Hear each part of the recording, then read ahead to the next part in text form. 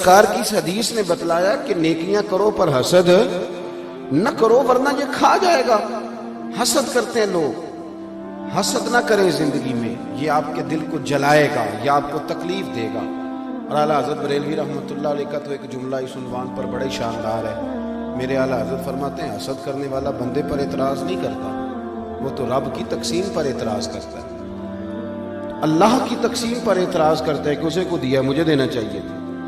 حسد نہ کریں، رشک کریں، رشک کریں زندگی میں۔ آپ اللہ کے حضور دعا کریں، یا اللہ کیا شان ہے تیری، اس کو دیا ہے، میں بھی تو تیرا بندہ ہوں، مجھے بھی عطا فرما۔ رشک کریں، اور رشک کا سبق دیا نبی پاک علیہ السلام۔ بخاری مسلم میں فرمایا دو لوگوں پر رشک کرو۔ رشک یا رسول اللہ کس پر؟ فرمایا ایک جسے اللہ مال دے، وہ صبح بھی اللہ کے راستے میں خیرات کرے، شام بھی اللہ کے راستے میں خیرات کرے۔ اور دوسرا وہ شخص جسے اللہ علم دے، قرآن کا علم دے، اور وہ صبح بھی لوگوں کو قرآن کا درس دے اور شام بھی لوگوں کو قرآن کا پیغام سنائے۔ رشک کریں، اپنی زندگی میں رشک کریں کہ یا اللہ تیرا کرم ہے نا، وہاں دیا ہے۔ دیکھیں نا حضرت عمر فاروق رضی اللہ تعالیٰ عنہ فرماتے ہیں کہ میں نے ساری زندگی کوشش کی نیکیوں میں ابو بکر سے بڑھ جاؤں، پر مجھے رشک ہے کہ ان کا ہمیشہ پہلا ہی نمبر رہا، ان کا نمبر ہمیشہ رشک کرتے تھے، ہمیشہ رشک فرماتے تھے، اور اس رشک کے ساتھ ذکر کرتے تھے۔ کسی نے آپ سے پوچھا، عارف رومی علیہ رحمہ اس کو لکھتے ہیں، کسی نے پوچھا حضرت عمر سے کہ آپ کہتے ہیں کہ میں آدھا مال، ویسے آدھا مال بھی لے کے آنا بڑا مشکل کام ہے، کہ 2.5 زکوٰۃ دینی پڑتی ہے نا رمضان میں، تو 15 مفتیوں سے لوگ فتویٰ پوچھتے ہیں۔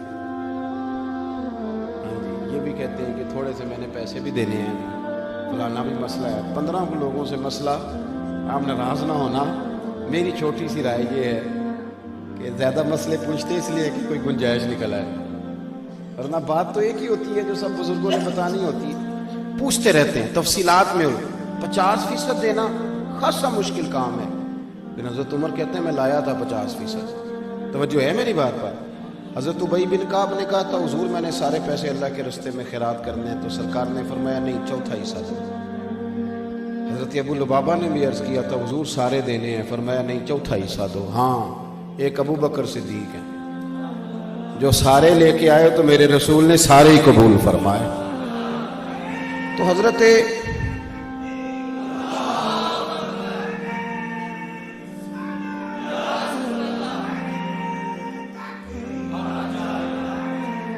سنیں جی، حضرت ابو عمر فاروق سے لوگوں نے پوچھا کہ حضور آپ آدھا لے کے آئے، تو فرمانے لگے میں تو آدھا لایا تھا، ارادہ تھا کہ آج ابو بکر سے آگے نکلوں گا، پر وہ سارے لے آئے۔ لیکن فرماتے ہیں کہ جو سوالات حضور نے پوچھے وہی بڑے قابل رشک تھے، جو سوالات پوچھے وہی قابل رشک تھے۔ اور فرماتے ہیں سوالوں میں بڑا فرق تھا۔ مجھ سے حضور نے پوچھا کیا لے کے آئے ہو، آپ نے غور کرنا ہے میری بات پر، کیا لے کے آئے ہو؟ تو میں نے کہا حضور آدھا لے آیا ہوں۔ مجھ سے پوچھا کیا لے کے آئے ہو، اور ابو بکر صدیق سے پوچھا گھر کیا چھوڑ کے آئے ہو؟ فرماتے ہیں ان سوالوں میں بڑا فرق تھا، اور پھر جواب دینے والے نے بھی جواب دیا حضور کی غلامی میں، تو یہ نہیں کہا حضور سارا لے آیا ہوں، یہ نہیں فرمایا میں کوئی لوارث تو نہیں نا محبوب، میرا گھر بھرا ہوا ہے، گھر میں اللہ بھی چھوڑ آیا ہوں، اللہ کا رسول بھی چھوڑ آیا۔ رشک والی زندگی گزارے، رشک والی، اس طرح تو پھر آپ لکیر کے فقیر ہو جائیں گے، پیٹتے رہیں گے فلانا آگے نکل گیا۔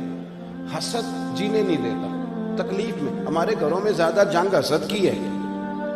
وہ جیٹھانی صاحبہ کہتی ہیں کہ دیورانی نیا فریزر لے آئی ہے، گرمیاں بھی آئی نہیں، تو چاہے قرضہ اٹھا یا کسی کو لوٹ معاذ اللہ، لیکن مجھے نیا فریزر۔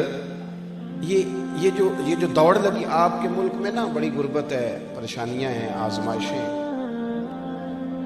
لیکن نئے ماڈل کا موبائل شارٹ ہو جاتا ہے مارکیٹ سے، پرانے ماڈل کا مل جاتا ہے، نئے ماڈل کی گاڑی شارٹ ہو جاتی ہے، اور نئی بکنگ کا معاملہ یہ ہوتا ہے کہ جس نے فٹافٹ لینی ہے وہ 2 لاکھ زیادہ دے کے لے لیتا ہے۔ یہ معاملہ کیا، یہ دوڑ لگی ہوئی، کسی طریقے آگے نکل گئی، اور بڑے لوگوں کی دوڑ بھی بڑی بڑی لگ گئی۔ حسد نہیں کریں، اس تکلیف سے بچیں۔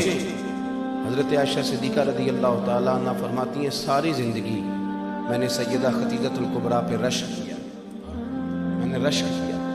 آپ فرماتی ہیں کنز العمال میں روایت موجود ہے، فرماتی ہیں ایک بوڑھی عورت دوپہر کو آ گئی تھی، وہ سرکار کے آرام کا وقت تھا تو صحابہ نہیں آیا کرتے تھے، لیکن وہ بوڑھی آ گئی، اور جب وہ بوڑھی نے دروازے پہ دستک دی، پوچھا گیا کون ہے، اور جب وہ بولی تو حضور جلدی سے اٹھے چارپائی سے، سرکار نے اسے بٹھایا، کھانا کھلایا، اور کہتی ہیں وہ باتیں کرتی تو حضور گہری سوچ میں چلے جاتے، کبھی مسکراتے کبھی رو بھی دیتے۔ بڑے لوگوں کو حضور وقت دیتے تھے پر اسے انفرادی وقت دیا، اور جب وہ جانے لگی تو حضور نے تحفے بھی دیے۔ وہ خاتون چلی گئی تو میں نے عرض کی حضور یہ کون تھی؟ بڑے لوگ آتے ہیں پر آپ نے کوئی بڑا ہی اعزاز دیا یا رسول اللہ، اور بڑا میں نے انفرادی رنگ دیکھا ہے۔ کہتے سرکار خاموش ہو گئے، پھر حضور کی آنکھوں میں آنسو چمکے اور سرکار فرمانے لگے عائشہ یہ میری پہلی زوجہ سیدہ خدیجۃ الکبریٰ کی سہیلی تھی، یہ جو خدیجہ جب ہم مکے میں رہتے تھے تو یہ آیا کرتی تھی، خدیجہ اسے کھانا کھلاتی تھی، اس کی باتیں سنتی تھی، اسے وقت دیتی تھی، اسے تحفے دیتی تھی۔ آج جب یہ دوبارہ آئی ہیں تو وہ ساری یادیں تازہ ہو گئی۔ جناب عائشہ صدیقہ رشک سے بیان کرتی، تھوڑا تھوڑا نکلیں اس دور سے۔ آپ یقین کریں کہ بہت بڑے آدمی سے کبھی بڑا چھوٹا جملہ سننے کو مل جاتا ہے، اور پس منظر دیکھتے ہیں تو کمزور بات نکل آتی ہے۔ ایسا نہ کریں۔ اس حسد کا نقصان یہ ہوا ہے کہ معاشرے کے اندر ہمارے بچے سمجھنے لگے کہ شاید ہم چوروں کے بیچ رہتے ہیں، ڈاکوؤں کے بیچ رہتے ہیں، کوئی شخص یہاں ٹھیک نہیں۔ آپ کسی کا نام لے دیں کسی بچے کے سامنے، سیاستدان کا، لیڈر کا، فوراً اس کو تربیت دی جاتی ہے، چور ہیں سارے چور، مجھے جی فلاں پیر صاحب بڑے اچھے، وہ دکاندار ہیں سارے، فلاں علامہ صاحب نے کل بڑی عمدہ بات، چھوڑ تو مولویوں نے روٹی روزی کا نظام بنایا۔ ہم نے بچوں کا یہ مزاج بنا دیا، وہ ہلکا سا جو حسد تھا اس کو اتنا بڑھا کے بیان کیا کہ کوئی شخص اچھا رہا ہی نہیں۔ میں ملک سے باہر تھا تو ایک صاحب مجھے کہنے لگے پاکستان کا بڑا برا حال ہے، دینی حلقوں کا، غیر دینی حلقوں کا۔ میں نے کہا یہاں بیٹھے ہیں آپ کو کیا بتاؤ؟ کہنے لگے جی کیا کر رہے ہیں مدارس؟ میں نے کہا سنو، رمضان المبارک میں مسجدیں تھوڑی ہوتی ہیں، حافظ زیادہ ہوتے ہیں، حافظوں کو جگہ نہیں ملتی، مدارس کوئی کام نہیں کر رہے۔ طریقت میں ٹھیک ہے بڑی پریشانیاں آئی ہیں، لیکن اللہ کے فضل سے اب بھی ڈھیروں مرید ایسے ہوتے ہیں جن کے داڑھی سنت کے مطابق ہوتی ہیں، جن کی پیشانیاں سجدوں کی لذت سے آشنا ہوتی ہیں۔ تو وہ شیخ ایسا ہے جو لوگوں کو ذکر و درود کی عادت ڈال رہا ہے تو یہ رنگ چڑھا ہوا ہے نا۔ اور جہاں تک عوام کی بات ہے تو یہ زلزلہ آیا، سیلاب آیا، ہم نے دیکھا 30 سال ہو گئے جس بوڑھی کی شادی کو، اس نے جہیز کی رضائی نہیں نکالی تھی اور اس نے بھی نکال کے دے دی، کہنے لگی اب وقت آیا ہے میں زلزلہ والوں کو دینا چاہتی ہوں۔ میرے بھائی جس بچی نے خود مشین پر بیٹھ کر جہیز بنایا تھا اس نے بھی اپنی ابا سے کہا کہ میں 3 کپڑوں میں چلی جاؤں گی لیکن یہ زلزلہ زدگان کو دے دو۔ ملت کے جوان جنہیں تم برا کہتے ہو، ایک بوڑھے کو 1 بوتل خون کی ضرورت ہوتی ہے تو 13 نوجوان سڑک پہ کھڑے ہوتے ہیں کہ ہم حاضر ہیں، اور پھر آپ کو کیا ضرورت ہے یہ کہنے کی کہ یہ وطن کسی چور کا اور کسی ڈاکو کا ہے؟ یہ وطن کسی چور کا نہیں، کسی ڈاکو کا نہیں، کسی سیاستدان کا نہیں، یہ وطن داتا علی اجمیری کا ہے، یہ بابا فرید الدین مسعود گنج شکر کا ہے۔ کیوں آپ کچی پکی باتیں کرتے ہیں؟ آپ اپنی زبان پر تعریف لائیں تو صحیح، آپ بات کریں تو صحیح، مزاج نہیں۔ میں چلا گیا، یہ سہاوے کے پاس قبر ہے شہاب الدین گوری کی، پتہ ہے آپ کو؟ اللہ کرے آپ کو پتہ چل جائے، آمین تو کہہ دیں، کیونکہ ان کا عرس نہیں نہ ہوتا، اس سجادہ نشین کوئی نہیں اور گلہ شلہ کوئی نہیں، الا ماشاءاللہ، ورنہ بات بڑی بن جاتی، فوٹو پہ فوٹو لگی ہوئی ہوتی۔ شہاب الدین گوری، کسی نے پوچھا کہاں رہتے ہو تو کہنے لگے گھوڑے کی پشت پہ۔ بہت بڑے صوفی کا نام لے رہا ہوں میں، اور یہ آپ جا کے دیکھیں، یہ ان کا مزار اسی بندے نے بنایا جس نے آپ کو ایٹمی طاقت بھی بنایا ہے، اور وہ کتاب کھولنے کی ضرورت نہیں، ان کے مزار پہ لکھا ہے کہ یہ قبر ڈاکٹر عبد القدیر خان نے بنوائی ہے اور بڑا شاندار مقبرہ بنوایا ہے۔ اور شہاب الدین غوری کی قبر پہ جو سب سے پہلا لفظ لکھا ہے وہ یہ لکھا ہے کہ منظور نظر خواجہ معین الدین چشتی اجمیری، پہلا لفظ لکھا ہے، کیونکہ ہمارا مزاج نہیں۔